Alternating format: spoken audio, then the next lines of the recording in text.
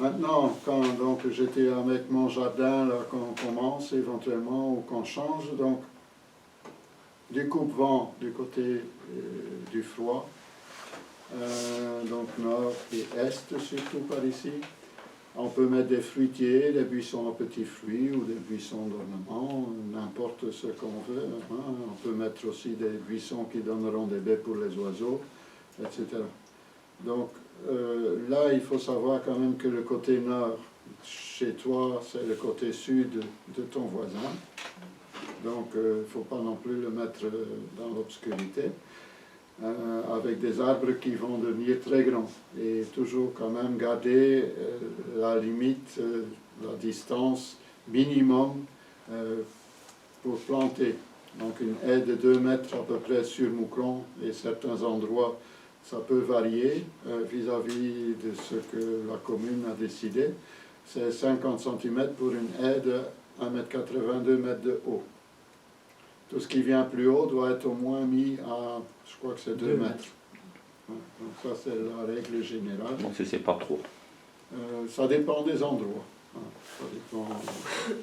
Donc bien sûr, si vous avez qu'un jardin de 4 mètres de large, vous êtes obligé de planter si vous mettez des grands arbres au milieu. Et si c'est 3 mètres, vous ne pouvez pas en planter. Donc voilà, il faut quand même tenir compte de ça.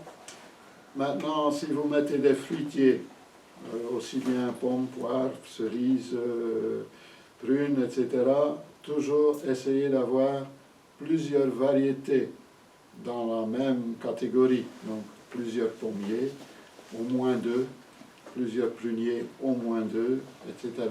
Et des variétés différentes. Parce qu'il y a beaucoup de gens qui pensent que ça va se féconder l'un l'autre, oui. Mais si c'est la même variété, ça ne sert à rien. Si c'est 2 fois, mettons, un Granny Schmidt, l'un, il ne va pas polliniser l'autre. Il faut une pollinisation croisée, qu'on dit. Donc ça veut dire aussi que ces variétés-là doivent fleurir en même temps. Parce que dans les fruitiers, il y en a qui fleurissent tôt, il y en a qui fleurissent 1 à 2, mais c'est important, 1 à 2 semaines. Hein, 1 à 2 semaines plus tard, et il y en a qui fleurissent encore plus tard. C'est pour ça que certains pommiers, bon, cette année-ci, pour les pommes, ça a été assez difficile. Il y a des gens qui n'en ont presque pas eu, parce qu'il a fait mauvais pendant une certaine période. Il y a plu, il a peut-être fait un peu froid, mais il y a plu surtout. Donc la pollinisation ne s'est pas faite, même s'il y en avait plus, ou peu fait, même s'il y en avait plusieurs variétés. Parce que le pollen aussi, il n'y a pas que les abeilles et les insectes qui pollinisent, il y a le vent aussi. Mais quand les fleurs sont, et quand le pollen est mouillé, humide, ils ne s'envolent pas. Donc ils ne sont pas pollinisés. En plus, s'il fait un peu froid et qu'il pleut, nos demoiselles ne sortent pas. Bon, les demoiselles sauvages sortent plus vite. À 5-6 degrés, parfois, les bourdons commencent à sortir. Mais les abeilles, en tout cas en ruche, ne sortent pas avant 11-12 degrés. Donc ça, c'est pas toujours le cas. Mais donc, la nature est quand même relativement bien faite, parce qu'il y a toujours un bouquet avec pour les pommes, 5 à 7 fleurs, et ils ne s'ouvrent pas toutes en même temps. Donc il y a quand même une petite réserve dans le temps pour qu'ils soient fécondés. Voilà.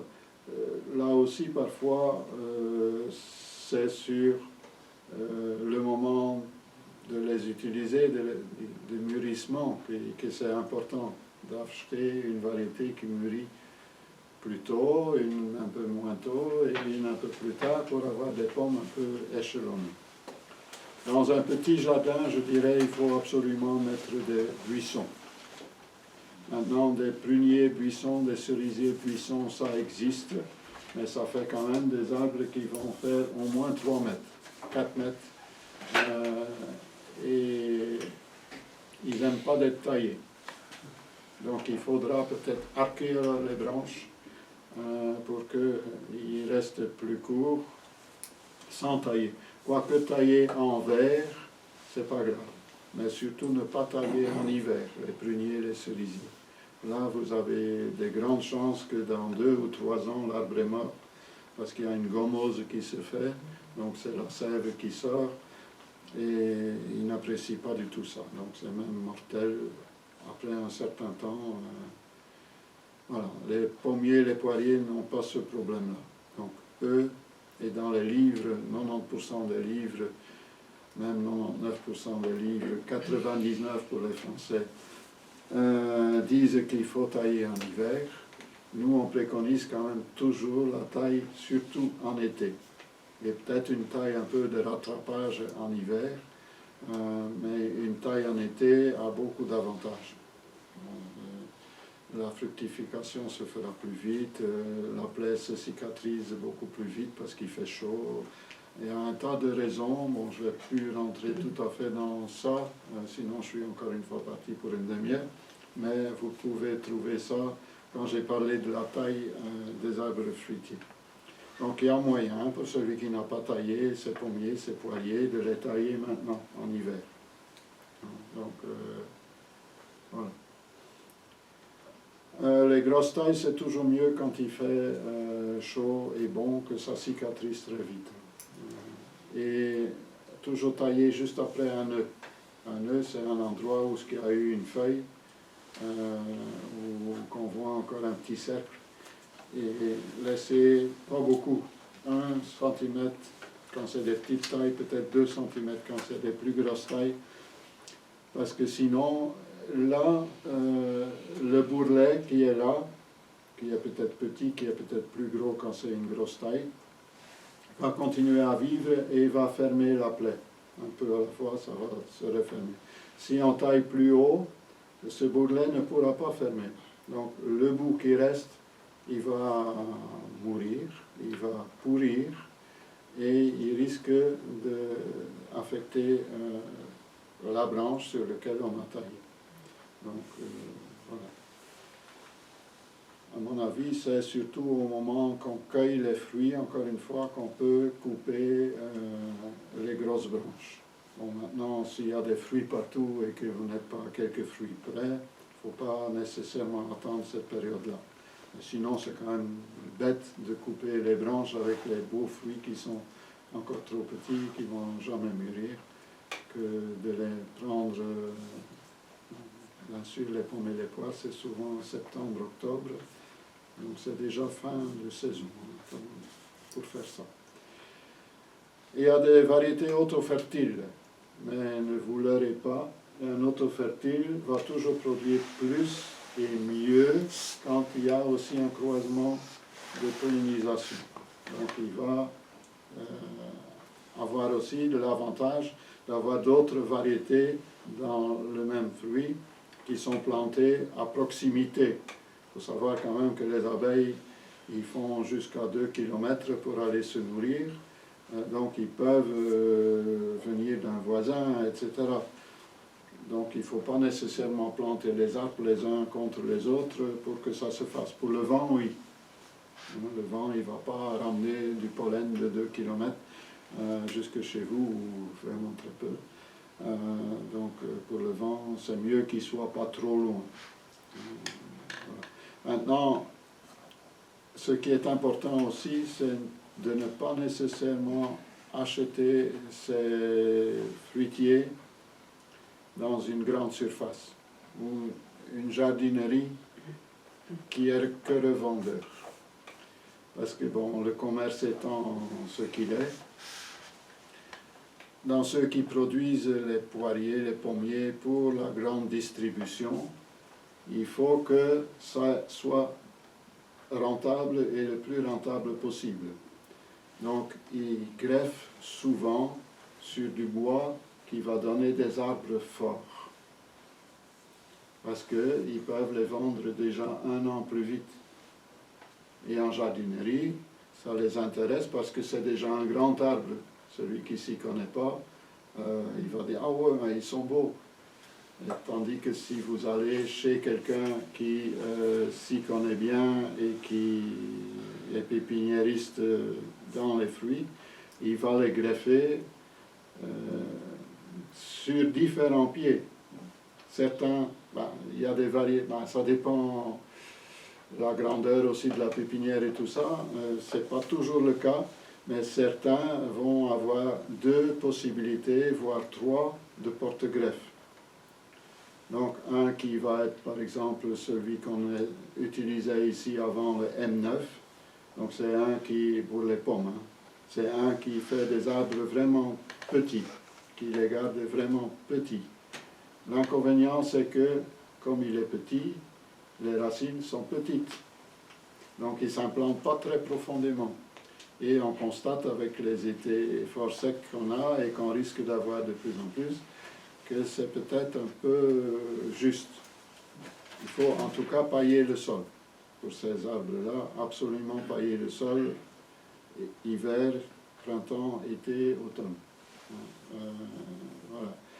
Maintenant, l'année passée, on a changé, on a pris le porte-greffe triporteur, qui donne un arbre un petit peu plus grand, qui s'implante davantage et qui a l'avantage aussi qui n'attire pas le puceron lanigère, donc la cochenille là, avec la ouate autour. C'est pour ça qu'on a fait le choix de prendre celui-là l'année passée. Je pense qu'on va reprendre celui-là cette année-ci. De toute façon, la taille de l'arbre, ça va être défini par le jardinier. Donc les petits arbres, on peut tailler et il vaut mieux tailler pour les garder petits. Donc c'est le jardinier qui va faire que ça devient grand ou moins. Donc là, il faut bien réfléchir la distance que vous voulez les planter. Vous pouvez en faire un colonnaire en taillant tout le temps.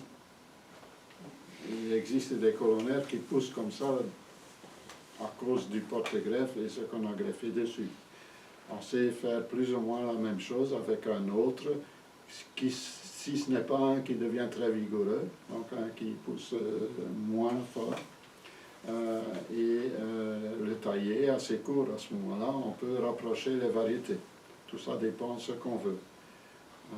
Si on veut beaucoup de variétés, on fait ça. Si on veut pas trop de variétés et beaucoup de pommes en même temps, à manger en même temps ou à faire du jus, à ce moment-là, on peut choisir un arbre qu'on laissera pousser plus pour avoir plus de quantité à la fois.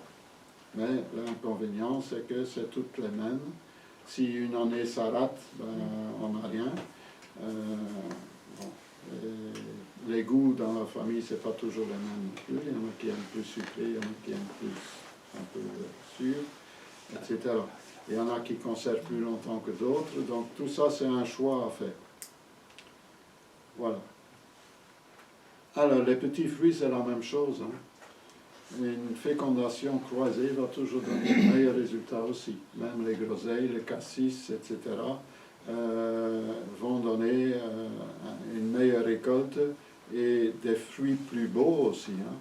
Pas que une meilleure récolte, des fruits plus beaux et plus goûteux pour les pommes et les poires aussi. Hein.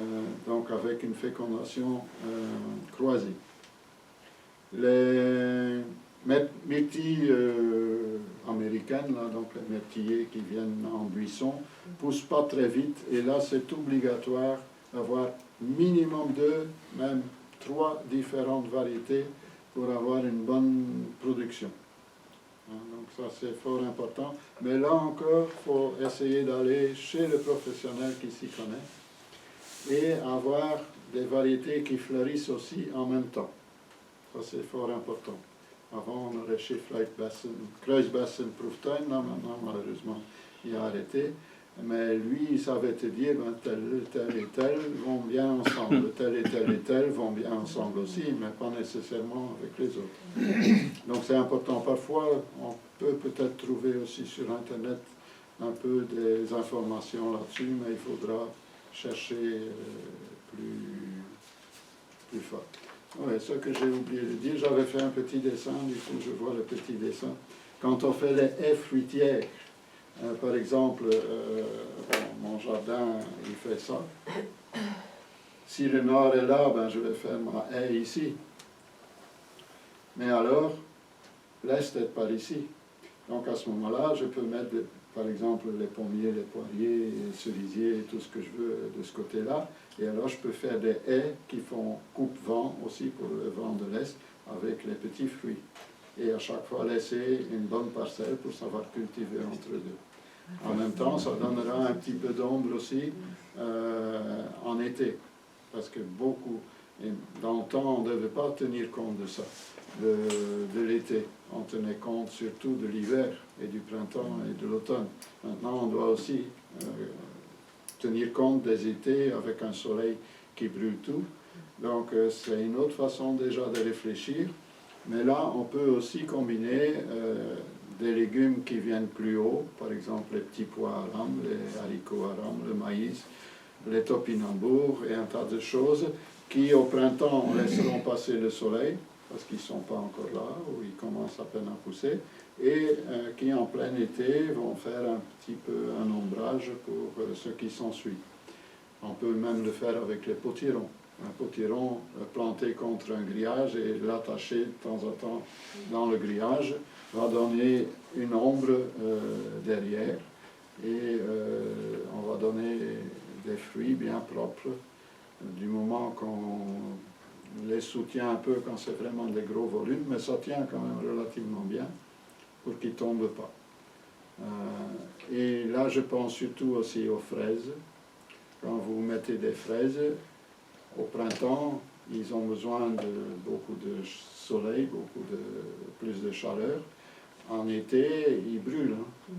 Donc là, mettre une fois des petits pois, et une fois peut-être des haricots, et une fois autre chose qui vient un peu plus haut, va les protéger du trop de soleil.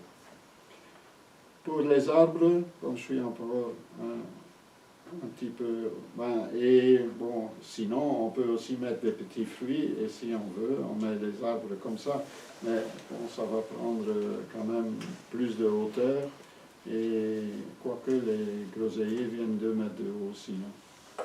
On peut tailler. Hein. Le groseillier ne se taille pas beaucoup, hein. Il produit sur le même bois pendant 10 ans, 15 ans. Hein. Un cassissier, il faut renouveler. Tous les 2-3 ans, il faut couper les plus anciennes tiges et laisser les nouvelles. Sinon, il y aura de moins en moins de production. Il y a des gens qui disent, mon cassis, il ne produit plus, je ne sais pas, je dois peut-être en acheter un autre. Pas nécessairement. Couper 1 ou 2 anciennes branches, laisser repousser. Et la 2e année, on a une très bonne récolte. La 3e année, on a encore une récolte raisonnable. La 4e année, il n'y a plus grand-chose. Donc le buisson doit se renouveler régulièrement. Donc logiquement, chaque année, on pourrait couper 1 branche ou 2 branches, les plus grosses, les plus anciennes, les plus foncées souvent, pour avoir du bois de 1 an qui produira pratiquement pas, de 2 ans qui produit bien et de 3 ans qui produit encore raisonnable. Voilà, c'est une façon qu'on peut faire. On peut aussi, et surtout pour les fraisiers, mettre maintenant de l'engrais. Par exemple, la poudre d'os, l'engrais organique éventuellement, un peu de cendre de bois. Pourquoi? Parce que les fraisiers vont démarrer très tôt au printemps et ils doivent déjà fructifier au mois de mai, juin.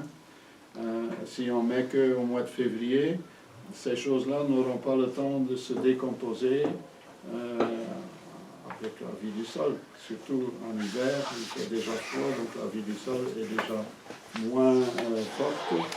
Donc ça aurait pu être déjà fait il y a 1 an, facilement. Donc donner un petit peu d'engrais et couvrir le sol pour le froid, pour éviter que le gel y rentre trop profond. Les fraisiers ne surtout pas gratter entre deux quand vous mettez l'engrais. Vous laissez ça comme ça. S'il y a une couverture déjà un peu de sol, ça va pénétrer et les vers de terre vont venir chercher. Eux, ils vont faire le travail. Parce que le fraisier a les racines carrément à la surface. Donc si vous grattez, vous coupez toutes les racines. Donc les fraises, Tintin, après, ils vont faire grise mine aussi. Ils ne sont pas nourris comme il faut. Les arbres fruitiers. Aussi, on peut mettre un peu de poudre d'os, par exemple, maintenant. La poudre d'os, c'est surtout la phosphate, ce qui fait que l'arbre va fleurir mieux, plus, et des plus belles fleurs. Donc si vous le mettez au mois de février, encore une fois, cette poudre d'os ne sera pas assimilable, parce qu'elle restera encore en petite granulée, elle ne sera pas assimilable par l'arbre. Donc là, pour la cendre de bois, je dirais on va attendre un peu au mois de février. Une poignée par mètre carré, pas plus. Et là, c'est surtout de la potasse. Donc ça, c'est pour que l'arbre soit en pleine forme, que les fruits ont meilleur goût. Et voilà. Pourquoi la cendre de bois plus tard? Parce que ça agit beaucoup plus vite. C'est déjà très fin. Sinon, ça risque aussi d'être dilué par l'eau et partir. Quoique les arbres fruitiers, ils ont les racines déjà en profondeur. Mais pour les fraises, c'est mieux en tout cas de faire ça un peu plus tard. Alors, en même temps, ça va un petit peu éloigner momentanément les limaces, mais c'est momentanément. Voilà. Donc les porte-greffes, ça j'ai parlé. Attention, oui, quand vous mettez des petits fruits, sachez que les framboisiers drageonnent. Donc mettez pas ça entre deux pommiers ou entre deux poiriers, parce qu'après ils vont envahir et ils vont venir se fixer au pied des arbres. À ce moment-là, pour les enlever, ça sera compliqué. Il ne faudra pas déraciner quand même le pommier pour savoir enlever les framboisiers qui poussent dedans. Donc essayez de mettre ça un peu plus entre éventuellement les bandes de légumes ou autres, qu'on sait plus ou moins les enlever. Sachez aussi que c'est tout à fait normal, et c'est sa façon de vivre, il est nomade. Donc il épuise le sol là où il pousse, et quand il a pris tout ce que lui a besoin, il va essayer de trouver ailleurs. C'est pour ça qu'il drageonne. Donc il faut savoir que de temps en temps, les framboises, il faudra déplacer votre rangée. Pas toujours laisser au même endroit. Maintenant, j'ai trouvé, mais je vais multiplier comme maintenant, des framboisiers qui ne viennent pas plus haut que ça. Donc je trouve ça assez intéressant. Ça fait 2 ans que je les ai, mais pour l'instant je les ai laissés dans un grand pot. Mais ici, je vais les planter maintenant au jardin. Donc bon, ça ne va plus servir à ombrager, mais d'un autre côté, pour éventuellement mettre un petit filet ou quelque chose au-dessus, ça sera plus pratique. Parce que Françoise, elle rouspète souvent. Ah, pour couper pour tes framboises, j'ai mal au bras, tellement que je dois aller haut. Bon, quoique, il y a moyen, et ce que je fais maintenant depuis que j'ai eu ces remarques-là, et je comprends, j'ai un grillage, et alors je lui couche les branches. En plus, ça donne à chaque feuille un petit bouquet de fleurs. Donc il y a une plus grande récolte même, et c'est plus accessible. Voilà. C'est aussi une façon qu'on peut éventuellement voir les choses. Les murs aussi, donc on sait une ronce, parce qu'un mûrier c'est un arbre, une ronce, donc ce qu'on appelle communément les murs, on peut aussi les attacher. Moi, il y en a que j'attache en cordon, donc toutes les branches ensemble, et avec une vieille antenne en alu, là, des mâts d'antenne de longtemps. Maintenant, tu ne vas plus en trouver, mais longtemps, on mettait ça sur le trottoir pour que le marchand de ferraille il les ramassait. J'ai fait une paire de fois le marchand de ferraille. Donc, j'attache ça avec des ficelles, avec ce que vous avez. Et alors, vous avez la même chose que les framboisiers, régulièrement, des bouquets de fleurs et des fruits à une hauteur que vous pouvez régler. Vous pouvez les mettre bas, vous pouvez mettre à moitié hauteur, plus haut. Ça dépend s'ils seront gênants ou pas gênants. Il y a moyen aussi de faire autrement. Mettre un piquet, alors les attacher au piquet. Bon, ils viennent 5, 6, 7 mètres de haut, de long.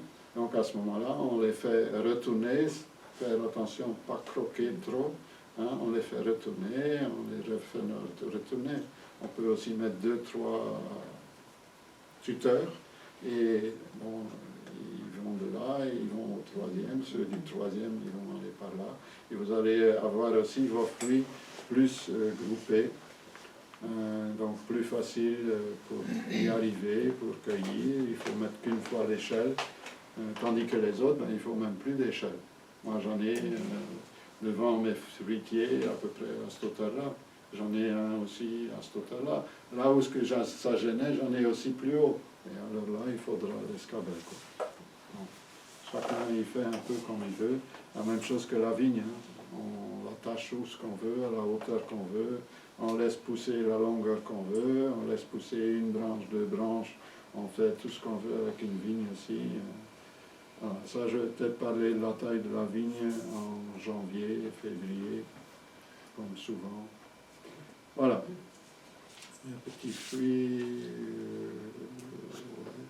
Donc, là, les petits fruits aussi, hein, on peut donner déjà de la poudre d'os ou quelque chose comme ça qui se décompose plus lentement que l'ordinaire.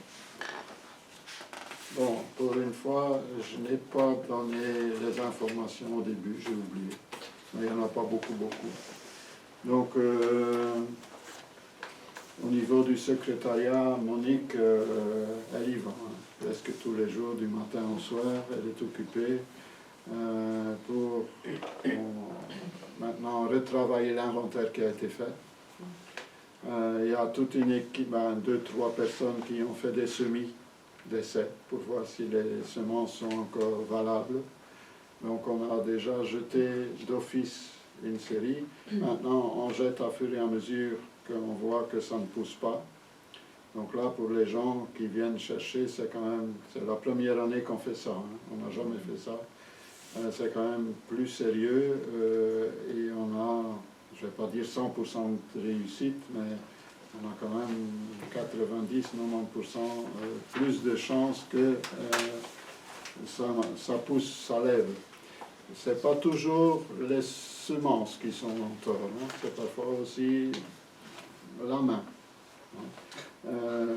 Trop humide, pas assez humide, trop chaud, pas assez chaud, tout ça, ça peut jouer. Hein. Parfois, on met 2 bacs avec le même terreau, avec les mêmes semences, et l'un bac il pousse et l'autre pas, et on ne sait pas pourquoi, et moi non plus. Donc, ce n'est pas toujours les graines qui sont nécessairement la cause. Donc, on essaye de toute façon d'avoir des graines qui vont germer dans les bacs. Il y aura peut-être des bacs ou plus de bacs qui seront vides, hein, parce qu'on jette beaucoup, hein, et il y a des choses qu'on ne trouve plus. Donc il y a déjà des boîtes qu'on a enlevées. Ça se voit là-bas. Ils sont un peu plus clairsemés déjà, et des choses qu'on ne commande plus aussi parce qu'il n'y a personne qui en prend. Donc là c'est aussi une perte de tout, quoi, hein, d'énergie de ceux qui les produisent, qui les vendent, de nous pour les mettre en sachet, pour les mettre là, pour les jeter après, c'est un peu bête, quoi. On ne sait jamais ce que les gens ont envie d'avoir, c'est autre chose. Mais bon, quand on constate que plusieurs années, on reste toujours avec le même stock, c'est pas la peine, quoi. Donc le jardin aussi est en pleine transformation, donc ça j'ai dit un petit peu tout à l'heure. Donc Michel et surtout Christophe, Sabine va sûrement revenir au printemps et d'autres, mais bon, là aussi on a besoin un peu de bras. Et surtout par après aussi pour l'entretien et les semis et les plantations, les transplantations des fruits, plus des légumes, quoi. On aura besoin d'un coup de main. D'habitude Michel est là, il peut vous guider. Si on a un jardinier bien confirmé, on ne demanderait pas mieux aussi, hein, parce qu'il nous apprendra peut-être aussi des choses. C'est pas que nous qui avons le pouvoir du savoir. Donc toute aide sera bien appréciée.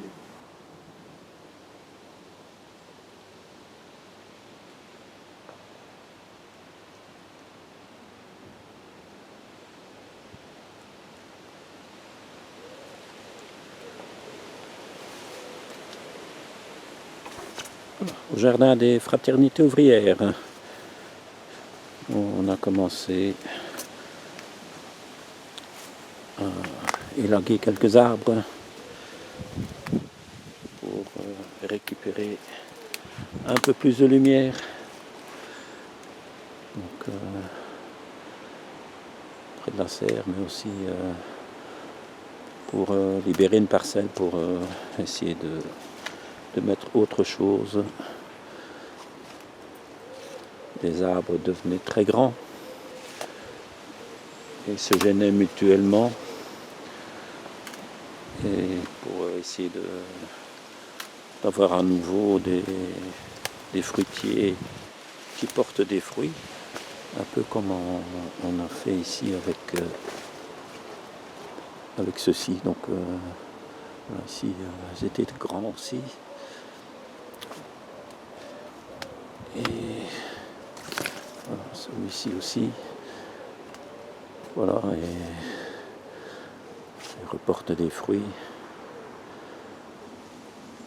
Voilà, c'est un peu le but de régénérer un peu les arbres pour qu'ils soient à nouveau un peu plus petits et qu'ils aient de la lumière et qu'ils puissent à nouveau porter des fruits sans trop se gêner. Et on essaiera bien sûr de suivre avec des tailles régulières. Voilà, donc c'est un travail qu'on a commencé. On va faire une parcelle à la fois. Donc on va se limiter à celle-ci pour le moment. Et on verra un peu la suite.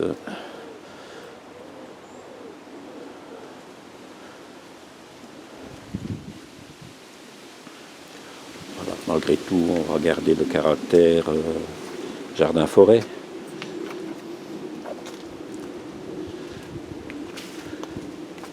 Mais en essayant de favoriser la fructification des petits arbres fruitiers.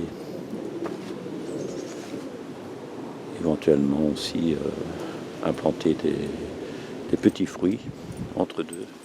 Pour le secrétariat, Monique, elle a déjà un petit peu d'aide. On a maintenant embauché Annie pour recevoir les gens le jeudi.